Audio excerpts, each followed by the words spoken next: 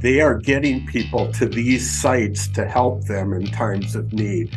And I thought that's why people are so loyal. It's the most mission-driven company I've ever seen. And he ran into one of the clinicians, and the clinician lives in the Lahaina area. And after like 3 days, mentioned that her house had been completely wiped out by the fires. And he said, "You never even told us that." And she said, "That's because I'm not a victim and I'm here to help. And I didn't want you guys to think I couldn't be helping."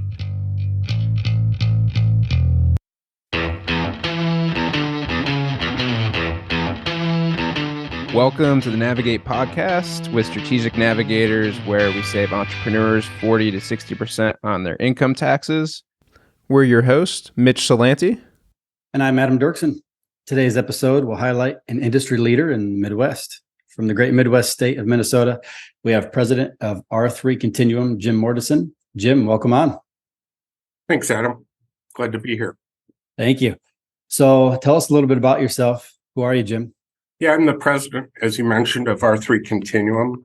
We're a specialized behavioral health company focusing on helping the behavioral health of employees. So as we all hear now, it's become much more well known how challenged people are in their mental health and how important it is for workplaces to support the mental health of their employees. And that's really the area we play in, if you will. Now, when I hear R3C, is that 3 R's, 3 C's? What is the continuum part? Tell us a little bit about the company name. Sure. Give us an idea. The history of the name, it used to be we were 3 different companies that were owned by the same owner. And our tagline was ready, respond, recover.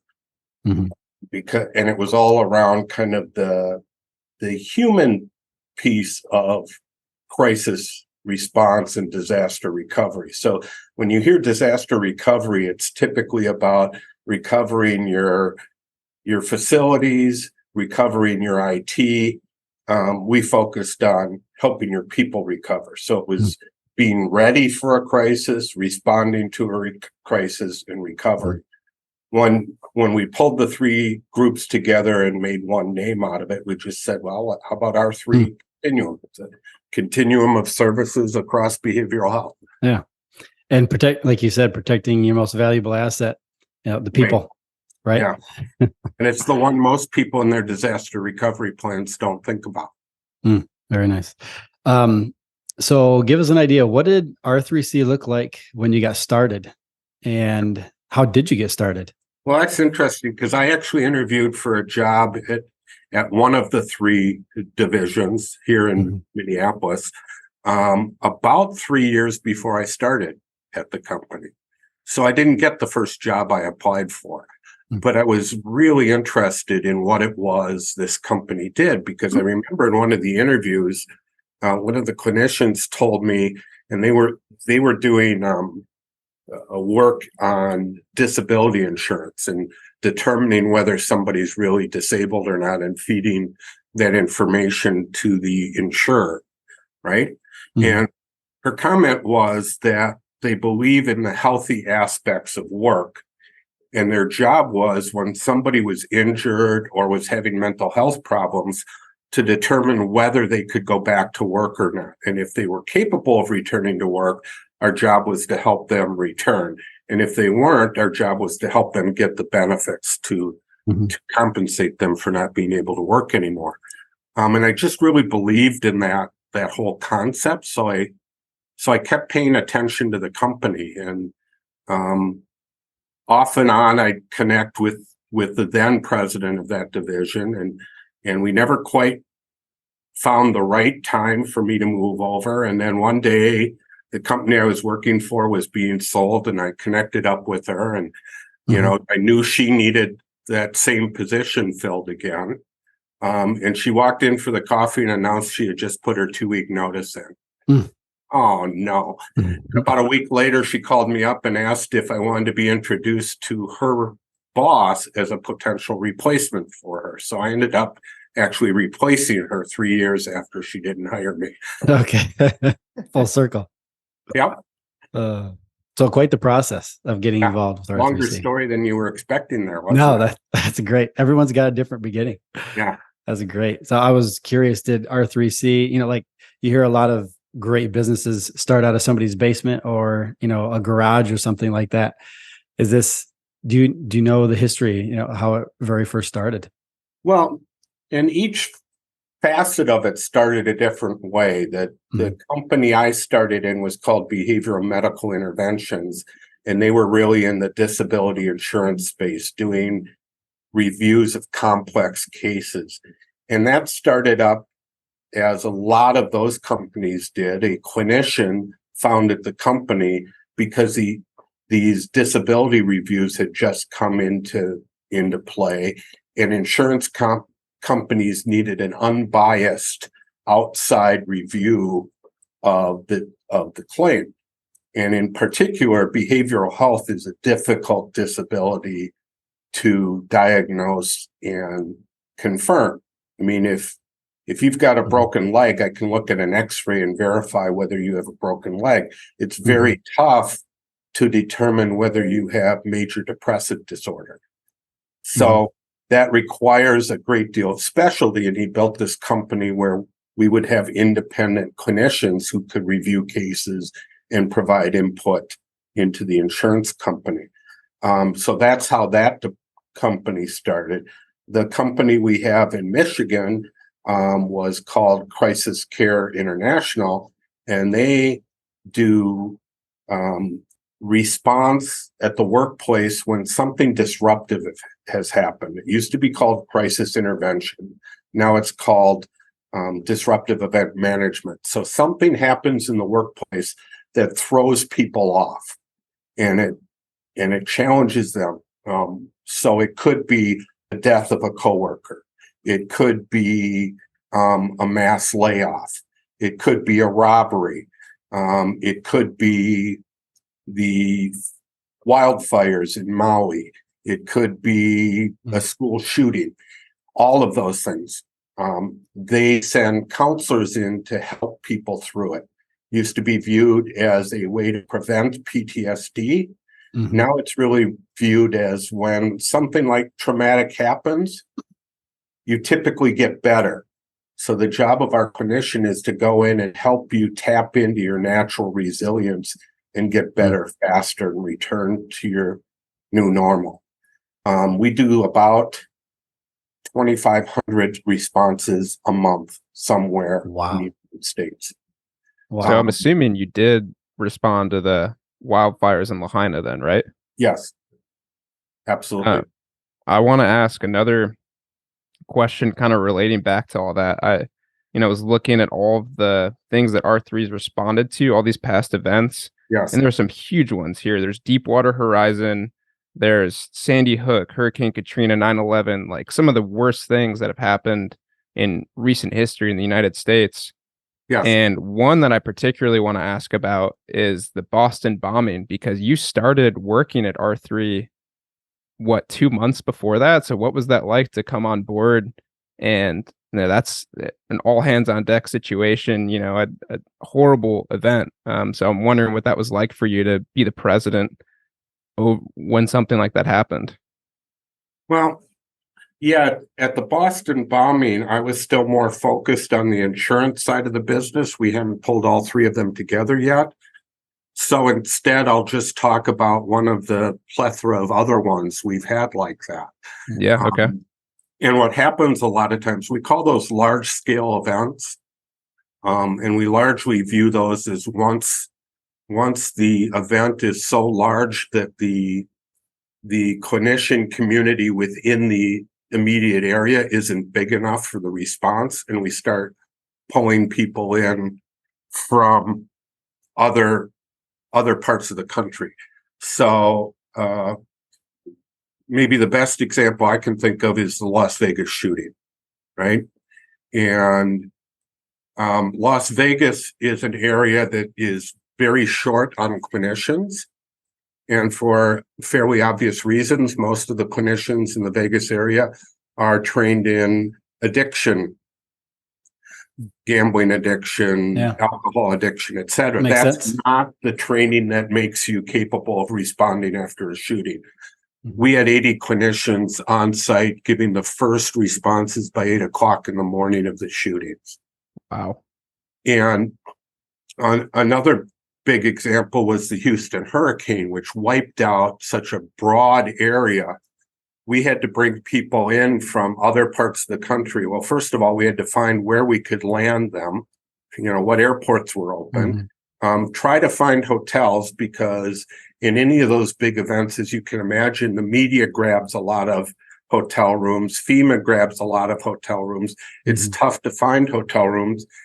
On top of it, you've got a lot of the hotels were wiped out. Then you've got to figure out, how do you get cars? How do you get cars gas filled up? How do you get people to the locations they need to be at? So there's just a ton of things that go on behind the scenes before you can even get a clinician on site to get there. So a lot of what we spend time on is we'll meet 2-3 times a day to find out.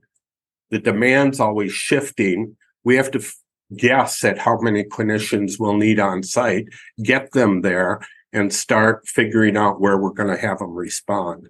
So we're just constantly looking at both the logistical issues and the clinical issues going on. The other thing with a large scale event like that is the clinicians start becoming impacted by it, right? They're seeing a lot of things, and they need to kind of re-energize themselves. So in those large scale events, we frequently send one of our own clinicians, and we have the clinician who I think justifiably say is the world's expert on these, because he's been at all these events. We'll send him on site, and he's not necessarily giving support to the people directly impacted. Instead, he's gathering the clinicians together every night and helping them with what they're dealing with. Wow. Yeah, leader of the leaders. Yeah, it really is. I mean, he was on site in Japan after the tsunami, and nuclear power plant meltdown, et cetera. That whole thing, he was on site during that. And an earthquake happened while he was standing there as they were addressing. Oh my goodness. So, I mean, it's what I really feel good about is, while I'm not a clinician at all, I'm working for a company who, at the end of the day, is helping people after an event like that. We all send our thoughts and prayers to people when something like that happens. And I think everybody in the country wants to, how can I help? I've heard blood donations go up all over the country whenever something happens, because people want to help. Well, we get to help. Our business is to help during that. And that, I get to feel good about that. I feel horrible that these things happen so often. And I have to kind of remind myself that, yeah, they would happen whether we were in business or not. It's just fortunate we're around to help out and help people recover. That's a powerful statement. I think a lot of people will be appreciative to hear that. Jim, I do have a question that's a little close to the heart for you. Was there a specific case or situation that was kind of like an aha moment, or just made you realize this is why I do what I do? They happen quite often. I'll tell you, and I don't know if this actually answers your question or not, but what I've always felt in my career is it's important to me what the company does, not just what I do. You can do a lot of great work in companies that don't do anything of real value to the world, but it means so much more no matter what I do in this company, when I know what the end result of what we're doing is. Here's the one I'll tell you about. I mentioned that crisis response is anchored in Michigan. The first time I ever visited our Michigan office, the then president of that division was giving us a tour of the building. And on the main hallway that every employee walks by on their way into work and on their way out of work is pictures from 9/11, Hurricane Katrina, Sandy Hook, California wildfires, all of these different events that have happened are all pictures of them on the wall. And I immediately thought, this is why these people come to work each day. It isn't about they answer the phone or they do the accounting or they recruit clinicians. They are getting people to these sites to help them in times of need. And I thought that's why people are so loyal. It's the most mission-driven company I've ever seen. And we have incredibly loyal employees, not because of any pay system we have, but because of what we do, how we help people in times of great need. And I think that's what really resonated for me. That's when I knew this was the company I was going to stay with till I retired. Wow, I'm so encouraged to hear that. I think it's really helpful for anyone who's probably engaging with, your clinicians and anyone with R3. I'm sure they already know, okay, this person's here because they care, but for that to go all the way to the top, that's just not necessarily super common amongst, big corporations. So I, for one, and I know Adam agrees with this, I'm encouraged to hear about that.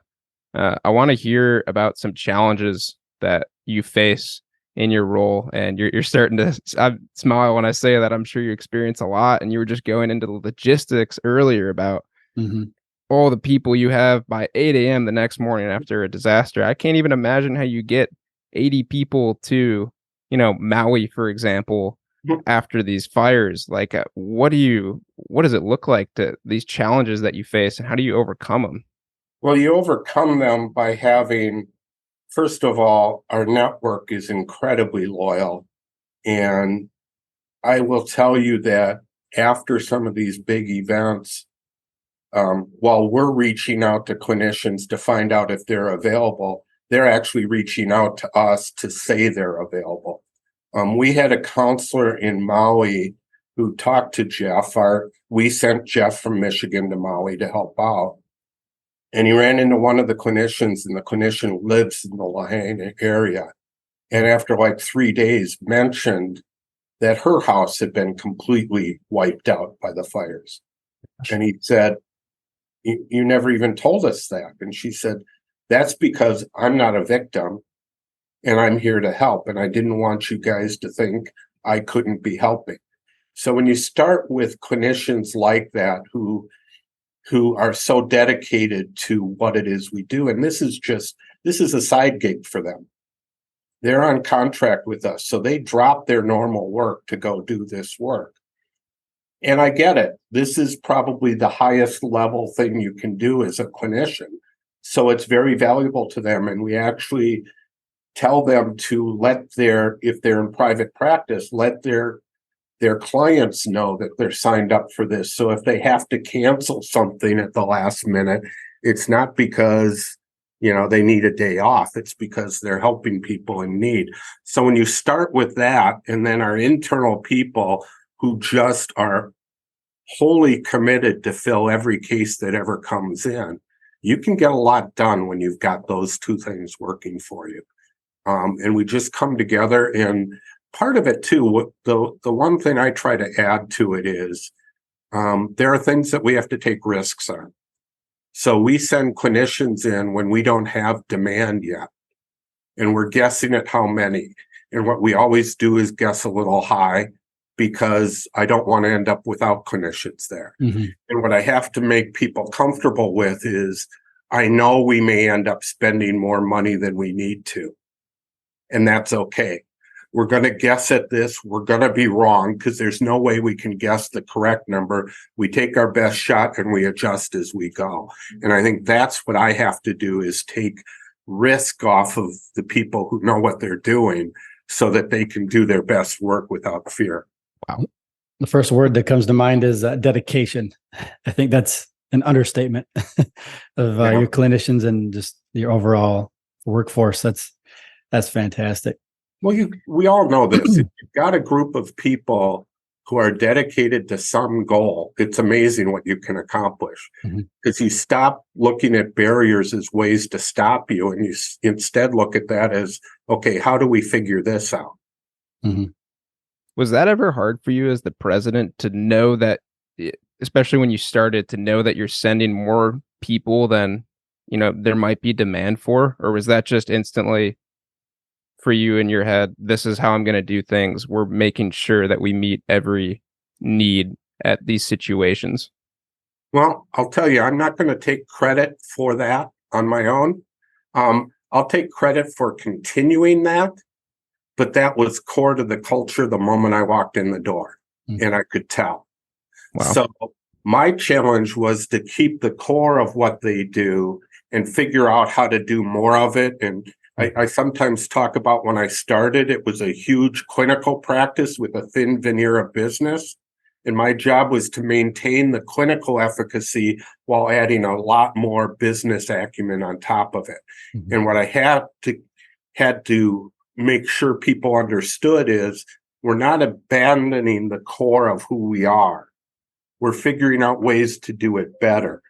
And one of the core things in our on-site response has always been that we fill absolutely every case. And I would have some people ask me about that. Well, sometimes we fill a case where we're paying the clinician more than what we're getting in revenue. Why would we do that? And I said, well, from a cultural standpoint, it's because we fill every case. And if you want to talk about it from a business standpoint, our clients know we fill every case. And the money we lose on one case is more than overcome by the brand image of we never let a case go unfilled. And the idea of having too many resources for a short period of time in a disaster, that fits perfectly in the culture of we've got to make sure we don't leave people unserved. So I guess what I will take credit for is I didn't violate the culture that existed when I walked in the door. No, you did not. Expanded That's well said. Yeah. I have a question for you, Jim. Yeah. Just kind of switching gears, getting a little dusty in here. My eyes are watering a little bit. A client's process from tip to tail. Yeah. Do you guys, for listeners that may be interested or want to learn more, does somebody reach out to you, or are you guys first response to when a disaster hits, or is it a little bit of both?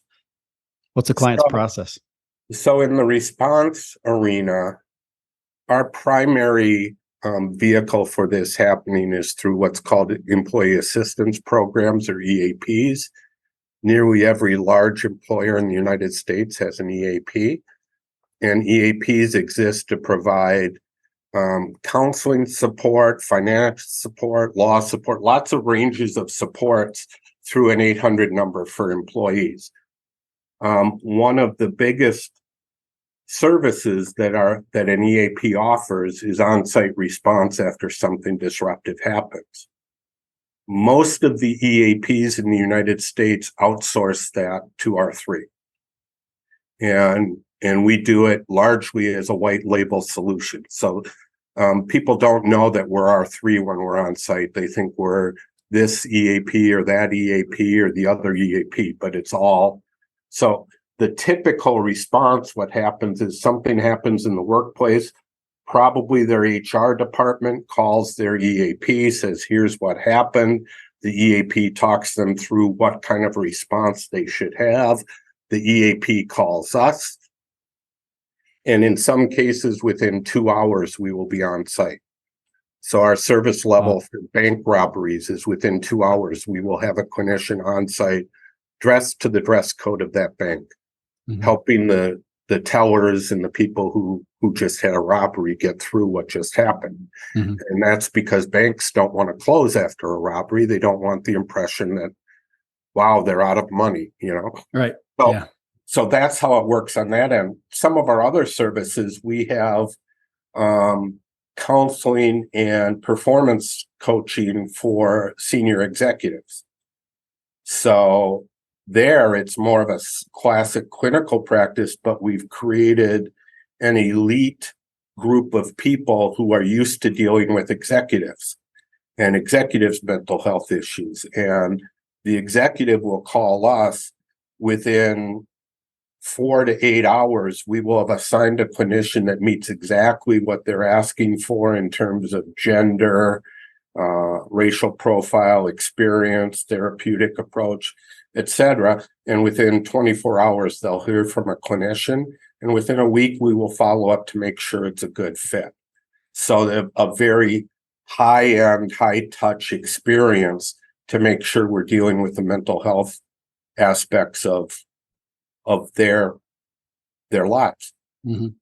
I'm glad you touched on the executive leadership, because that was a question I really wanted to ask you. I saw one of your interviews with CBS News, and when you were awarded the EY Entrepreneur of the Year.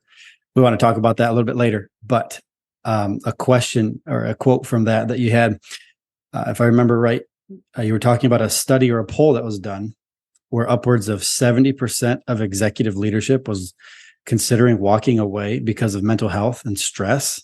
Yes. Can you talk us a little more about that and how you help a lot of those individuals overcome? That's a crazy number. So a few of my thoughts are, executives and their families have the same mental health challenges and issues that the rest of us in the world have. The difference is they don't interact with services the same way that everybody else does. So they need high flexibility, they need immediate turnaround, they need a complete anonymity, because one of the fears that executives have is that they will appear weak.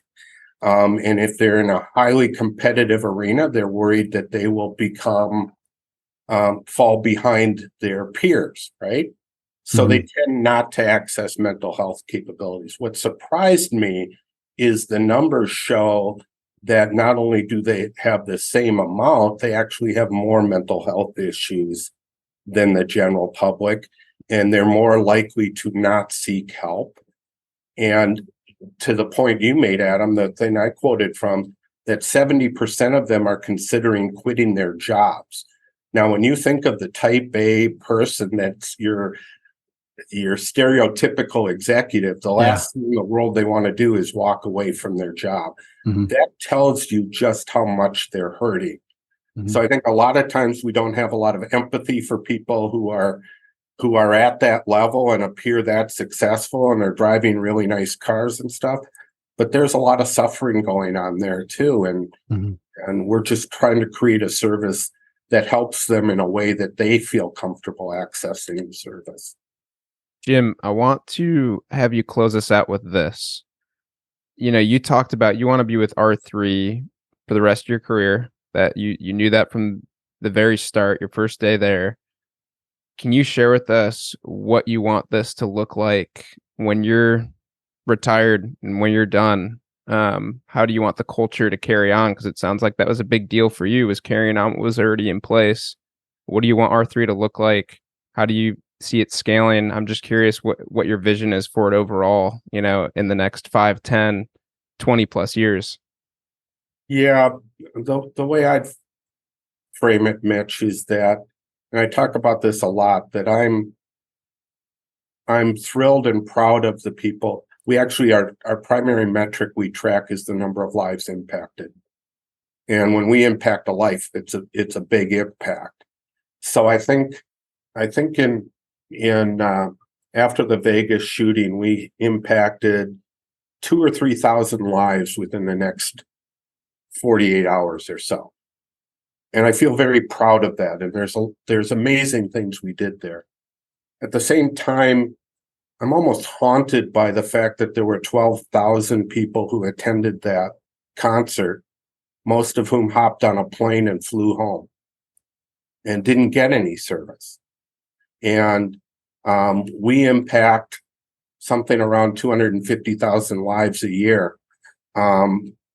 There's a lot more lives than that need our help. And my legacy and what I want to pass on is our continued drive to find ways to help more of the people that are impacted every day. So that's been my goal all along, is how do we take what's really working and help more people and help more people and help more people. Well, that's amazing. Thank you so much for coming on, for sharing your story, for sharing your heart, for sharing the hearts of everyone affiliated with R3C. I mean, I know Adam can agree with me on this. I'm super inspired. The thing that keeps going off in my head that I keep thinking about is the clinician you talked about in Maui who said, "I'm not a victim. I'm here to help. How can I help?" That's amazing. And keep up the great work. You're impacting, you said, 250,000 lives a year. And I can only imagine that your impact is even beyond what you realize with each of those people, because that impacts their family, their spouses, their friends so much. So thank you so much again for coming on, and thank you for sharing all that. Thank you, Mitch and Adam. Thanks for listening to Navigate. If you're interested in learning more about strategic navigators, feel free to click on the link in the description.